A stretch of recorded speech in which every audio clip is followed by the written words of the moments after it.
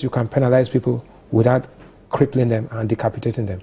Can you say, for example, go and list on the exchange? Yes. Look, do not declare dividend because reinvest it and employ people. Yes, you can do that. You would have sent a signal. But if I'm an investor trying to come into Nigeria, Sprint is trying to come into Nigeria, AT&T is coming, say, well, if they did this to these guys, then I'm not going to come in there. So it's that signaling that is the important thing. Okay. Now, there's a slide out there about the impact of investment. From what I see there, I see a decline, a gradual decline.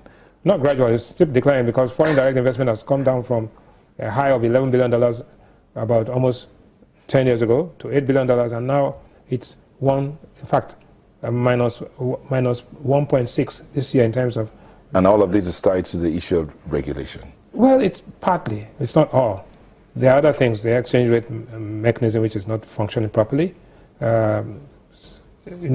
exorbitant interest rates, low productivity, enforcement of markets, ease of doing business, and competitiveness. It's a package, it's a whole lot of things, but one of the key things that is important is how you treat the people that are there already would send a signal to people so that they can come in. If not, they'll go to other markets. Let's see if we can look at, you talked about the telecommunication companies. Yeah. Let's look at the aviation industry, for instance. How has it...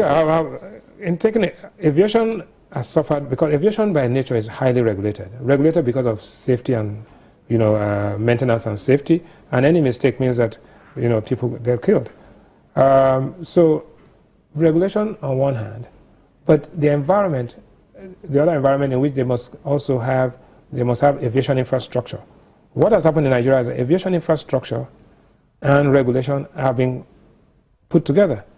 In other parts of the world, aviation infrastructure is managed, is concessioned out to somebody, and regulation is left where you come and say you must do this. The pilot must have this kind of hours, that must have that before rating. And if, for example, you make you do this and do that, they will investigate the cause of the incident or accident. That's regulation.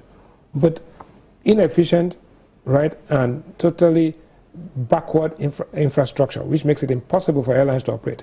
And the airlines have to borrow money at exorbitant rates. They cannot have access to foreign exchange. They are undercapitalized, right? And therefore, they are facing very fierce regulation. They are facing extremely unfavorable business conditions, and they are totally uncompetitive, right? And so what happens is that everybody starts to suffer. The average delay out of Abuja for most of the flights in the last week was as long as 4 hours, and it's become an endurance test to fly domestically. But I think the work is going on. There are intervention funds that are being made available. Intervention funds only help to stop this problem, and then but in coming back to, you see, that is one sector. Well, you have to look at financial services. Look at a company like IBTC Stanbic for some supposed reporting inadequacies which are unproven. They've not even published their accounts for the past 2 years, and it's beginning to have an impact. And these are companies that are audited by international best, the top 5. MTN, for example, audited, and then somebody comes up with a story that they took money out of Nigeria without, which is what you call a lynch mob. You see, when you have people just being harassed, right, and being penalized in very unclear circumstances and being investigated further by multiple agencies, it sends a signal that this place is extremely tough and very opaque. So, Ron, this entire environment that we have, it has its effects and unintended consequences. Absolutely. Is it a question of the players there not understanding what they want to do? Because they'll tell you, we want to get the economy out of where it is, we want to come out to create more level playing field, bring in more investors. Is it that they do not understand exactly what they want to achieve, and then unintentionally they create this kind of... you have to understand the pyramid of power. The political officers, yesterday evening, we had eloquent presentations by Oke Nalama, the Minister of Trade and Investment. We had Kemi Adeosun doing extremely well in terms of explaining what the financial objectives are and what we should expect in 2017. That's political office holders, right? And they said all that government was going to do and all that. I went further to counter by saying what we should not do. Under the political office holders and and policymakers, there's regulation. If there's inconsistency between the vision of the political office holders and the regulation, the process of regulation, the unintended consequence of it, the signaling, you say what you want to say and the signal is different.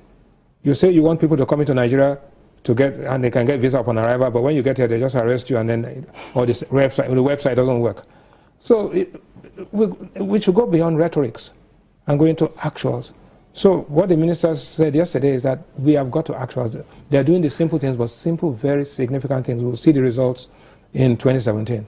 I'm optimistic that 2017 will be a better year.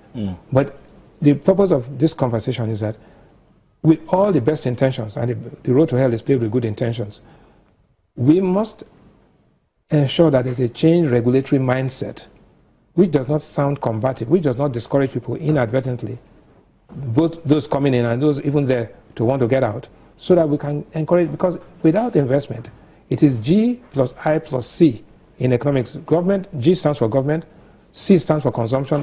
The consumers have no money because they're all wiped out, and they're right? streaming. And then the investors have to come in. I is what is investor, and investors are both domestic and international.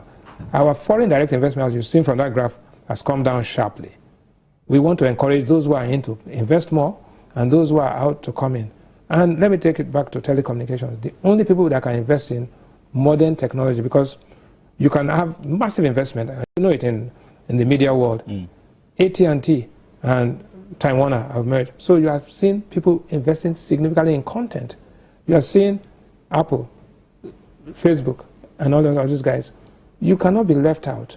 So you need Etisalat, you need Airtel, you need MTN, you need Glo to invest in base stations. You cannot be harassing them all over the place and thinking that they will invest when their margins are down. 15 naira a minute 15 years ago when the naira was 115, and today 11 naira a minute when the naira is 400. A minute call is less than 1 cent today in dollars. Go anywhere in the world and see whether you can get a minute call for even 5 cents. So going forward, what should we do?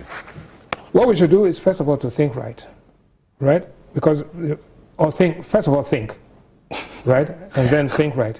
Because, you see, Nigeria has a problem of literacy, but that's not even a big problem. Literacy is literacy compounded with ignorance, and ignorance compounded with arrogance.